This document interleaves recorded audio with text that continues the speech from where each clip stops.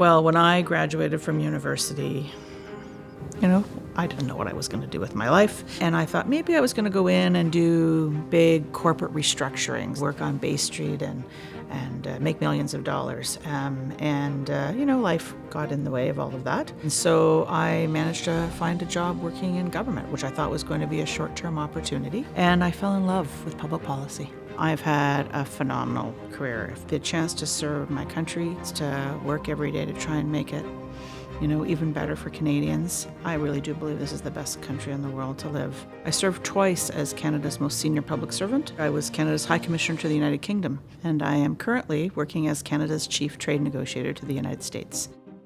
I have had a career where I've run to the fire. I've gone to where the problems were.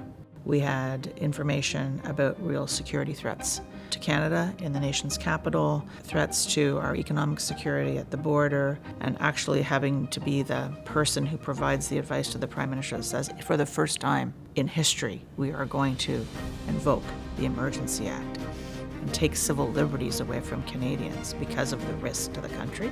That was a lot. That was a lot.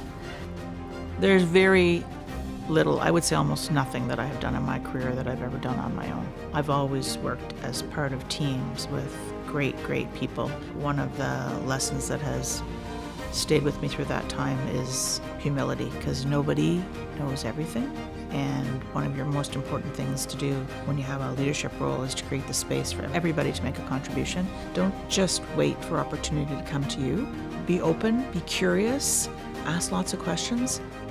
What is the you that I knew was within me? I think it's my ability to work with people. It's my desire to work in teams, my desire to be curious about the people that I work with, the people that I encounter, to work with colleagues of all kinds of different perspectives, because everybody brings something different to the conversation. And at the end of the day, people don't talk about the project or the big file or the big achievement. What they talk about is the impact that you have on other people.